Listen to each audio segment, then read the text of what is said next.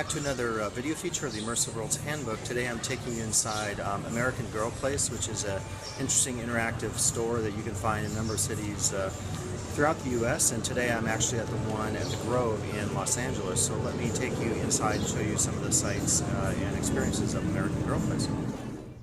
And I want to mention, as you see some of the image today, that actually I didn't have my higher quality camera, so perhaps some of these are a little lower quality than normal since I created these on the iPad. But as you can see initially here, what's interesting about American Girl Place, of course, and what's iconic about the brand and the spaces are these unique dolls. And we'll get into more of the dynamics of the dolls, but I wanted to mention a little bit here about how this image I think is quite remarkable in terms of showing the dad visiting American Girl Place with presumably the daughter and the doll by the side. And I think this is progressive, as I'll talk about later in terms of some of the messages that this sends. So you can see here, not unlike a theme park or a venue for kids like Kidzania, it's laid out in multiple spaces, and this is quite significant because it really expands, I think, on the sensibility that a child in the family has about the space. So you see everything from the hair salons where you can take your doll and have them get a new hairstyle, to the cafes, and I didn't get a chance to get an image inside the cafe, but one of the cool things is that they have miniature seats for the dolls, so the family and the dolls can sit together inside the cafe. So it's a multi-use space, and it's a space that has multiple spaces within it. And I think this adds to the sensibility that you have when you visit the space of something that is quite remarkable, out of the ordinary in terms of how these dolls are such a part of these dynamic spaces. And I wanted to then focus here on one of the displays from American Girl Place at the Grove. And if you're familiar with the brand, you know there's a series of books that go along with the dolls. And I've often thought to myself that this is a pretty remarkable way to create this sensibility, the personalization of the doll, and also to create for the guest a sense of spatialization in terms of the space itself, because you're taking the narrative of the doll beyond the space itself into the home of the child and the family. And another thing that I found to be really interesting and remarkable on my visit was the sense to which American Girl Place here at the Grove used the senses. This is an example of a booth where you could play any style of music, and then the child could dance under a light show. And then this was quite cool. This was the use of olfactory senses here at American Girl Place as well. And one of the things that I thought was really remarkable was how they use these multimedia tablets to create more narratives about the dolls and to give some historical resonance to the various characters that are represented in these dolls. And I feel that this accomplishes quite a few things. It certainly creates a sense of personalization as you think about the doll in more depth, and then as you presumably attempt to connect that doll's life to your own life and your own sensibilities in the historical present. And I think in this sense then that American Girl Place is using history in a variety of ways to create an important personalization in terms of the doll itself, with children, with their parents, their families, and also in terms of creating a sense of history within the space itself. And so one of the dynamics of personalization we can think about in a space like this is how to leverage history to create some important connections with the guest. When you do this, you have a sense of depth of time, of historical depth, and as a result, this gives, I believe, more meaning to the space and to the brand itself. And in an entirely more literal sense, we could think here, this is a press clipping from the American Girl Place website, about how you can make your doll one of a kind, and thinking about, not making the doll, quote, perfect like a Barbie doll, and thinking about children in wheelchairs or children that require a service dog and so forth. I think this is another way that they really do create a sense of personalization in trying to offer diversity in terms of the dolls, and then thinking about the diversity of the users, of the girls, of the families who might be interacting with the dolls in the stores and also in their homes. So this is another important aspect of personalization in terms of thinking about the diversity out there in the world. I'm bringing back here the images here of the historical characters as present in the archives. And one of the things they do is from time to time they discontinue a doll, and I'll get to a few articles later that discusses the interesting politics of this. And on my day of the visit to American Girl Place at the Grove, I actually heard one of the girls saying to her mom that she was upset that one of the more current dolls was being discontinued.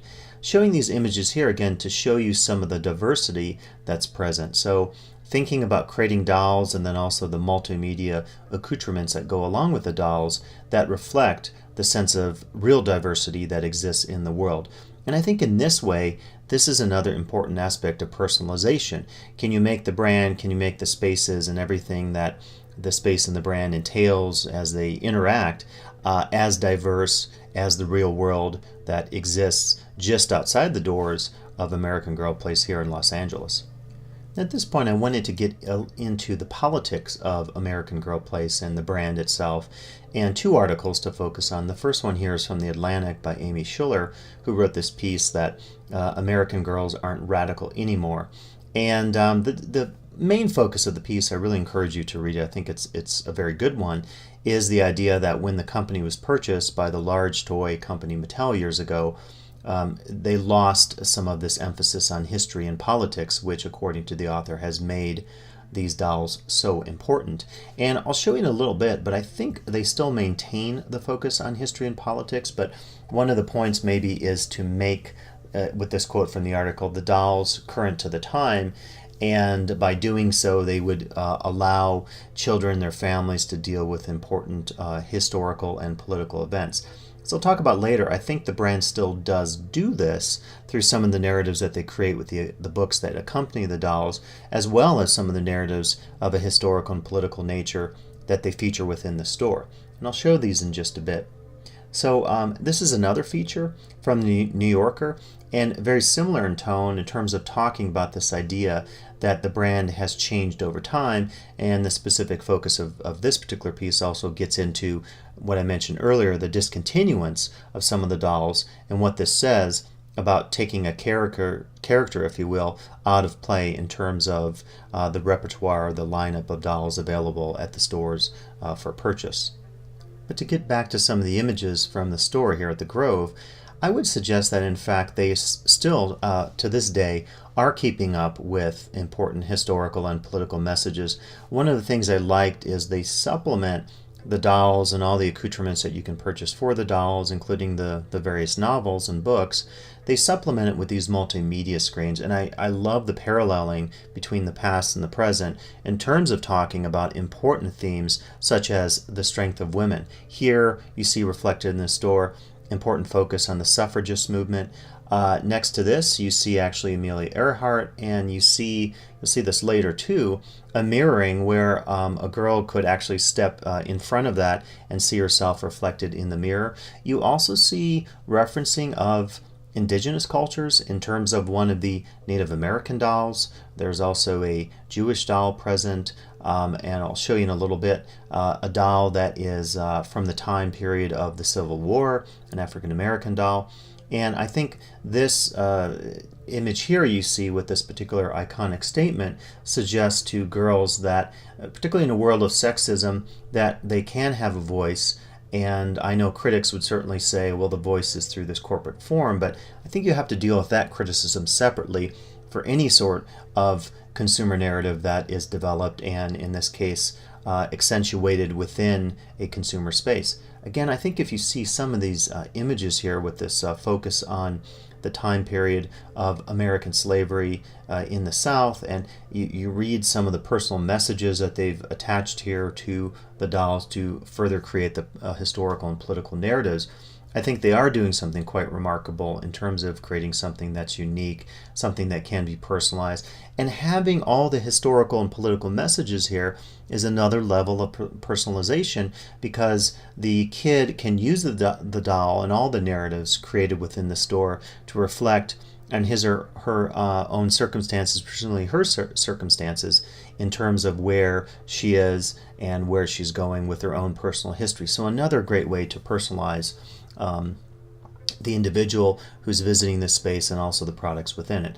This is the screen I wanted you to see, the image where you can focus on yourself, and I think as a metaphor this is a very important way and literal way, of course, to create personalization within a space, but still very, very unique and significant, I believe, for anyone who might visit a space like American Girl Place.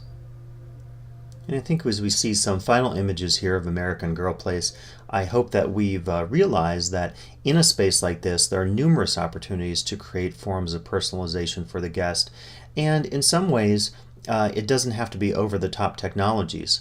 Again, American Girl Place here at the Grove does have sensory technologies and interactive technologies, particularly with the tablets that supplement what's happening within the space and the dolls. But a lot of it is textual and image-based and simple in a material sense, but very complex in a narrative sense in terms of some of that historical and political narrative that they develop in such remarkable ways here at this store.